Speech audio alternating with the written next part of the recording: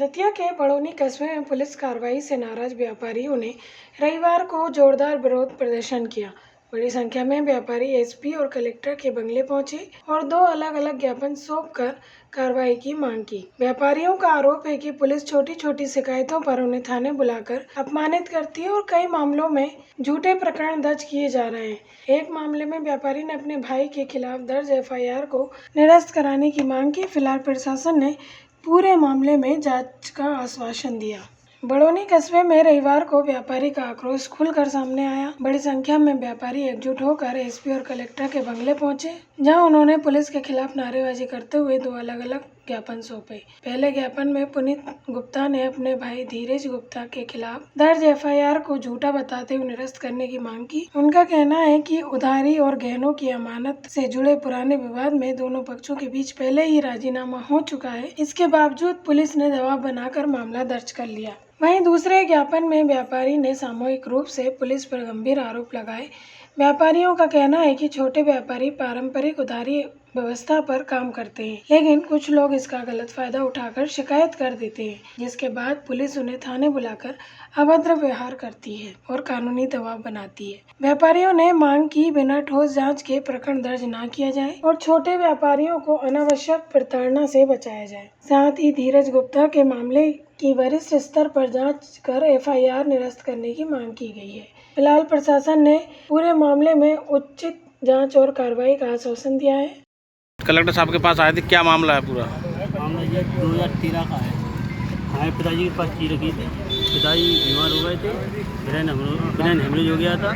2016 में पिताजी बीमार हो गए थे, 2024 से पिताजी का स्वर्गवास हो गया। जब तक कोई आया नहीं, हमको कोई जानकारी नहीं, ना कोई पैसा आया ना कोई ब्याज आया, कुछ नहीं आया। तो क्या मामला है पूरा? जैसे सोना चांदी क्या रखा था? उसकी कोई जेवराती चीज रखी थी, सोने और चांदी की। अच्छा, तो उसमें क्या राजीनामा हो गया था? कोई चीज़ राजीनामा हो गया था। हाँ, फिर क्या हुआ? उसके बाद फैसले एफआईआर की जो प्रकरण आया, उसकी मैं आज अखबार में जानकारी लगी, जब अपने परिवार वालों से और सभी व्यापार मंडल में बात की है। 2013 में इनके पास चीज़ रखी थी। अच्छा। लेकिन इनके पिताजी की तबीयत खराब होने के कारण इन्होंने उनसे कम से कम 10 बार कहा कि पिताजी की तबीयत खराब है, पैसे की ज़रूरत है, अपनी चीज़ ले जाओ। तो उन्होंने नहीं सुना। जब ज़्यादा कहा नहीं सुना तो उनको ज़रूरत थी। वेदांता हॉस्पिटल में इनका पिताजी का इलाज चला, 25-30 लाख के लगभग इनके खर्च हुए उसमें। तो इनको मजबूरन वो चीज़ बेचना पड़ी। बेचने के बाद अब चांदी के भाव जब 4 लाख रुपए थे तो वे लोग आ गए, तो 4 लाख रुपए चांदी हो गई। तो उन्होंने कहा तो आपसे हमने 10 बार कहा था, आप उठा ले जाते। मेरे पिताजी की तबीयत खराब थी, हमने बेच दी, चीज़ तो है नहीं।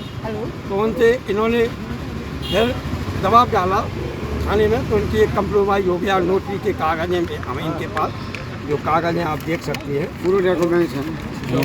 ये कागज़ है, इस पर उनके राजीनामा के ये उनको 25,000 रुपये उनने मांगे हमसे, इनसे 25,000। जो उनके फोटो है, ये आधार कार्ड लगा उनका, और जो उनके फोटो है, ये फोटो इनका है उनका है। तो उन्होंने 25,000 में पूरा काम हो गया। उसके बाद 25,000 ले 24 तारीख को, और 24 तारीख के बाद आज जान के इन पर एफआईआर शिकायत कर दी थाने में। हाँ, और थाने में एफआईआर हुई, अखबार में लगा, सब व्यापारियों को लगा। इनकी दुकान है? हाँ, इनकी दुकान है। हाँ। और चीज़ें का इनका काम। वे कहाँ के निवासी हैं जिनकी है? घोषी के निवासी को चीज़ों का काम नहीं है। जब संबंध हो जाते तो धरोहर के नाम पे चीज़ रखती है, पैसे दे जाते हैं। हाँ। तो रखी तो 1 साल के लाने थी, लेकिन आज 13 की रखी चीज़ कितने साल हो गए? साल भी बहुत हो गए। लेकिन तो मतलब राजीनामा होने के बाद भी दोबारा एफआईआर करा दी? हाँ, दोबारा सेटलमेंट होने के बाद भी दोबारा एफआईआर। क्या क्या चीज़ें थी उसमें? चांदी की कुछ चीज़ें पायलें, तोड़िया, करदोनी थी, और एक अब एक्चुअली सही जानकारी पिताजी के 2020 की बात है, 5 साल अभी हमको भी ध्यान नहीं है, इनके भैया को भी ध्यान नहीं है, लेकिन सब काम उनकी पूछ पलट से हुआ। आप ये समझे कि 4 साल 2013 से आज तक नहीं आया। चांदी के भाव नहीं होते, नहीं आते। और जब बेची थी उसका भी एक वो है, हमको घाटा पड़ा था उसके, हमारे पैसे उन पर ब्याज लगा के थोड़ा ज़्यादा बैठ रहे थे इनके, लेकिन इनको थोड़ा घाटा पी गया। चलो कोई दिक्कत नहीं है, निपटाओ यार। दतिया से राजेंद्र पटवा की रिपोर्ट।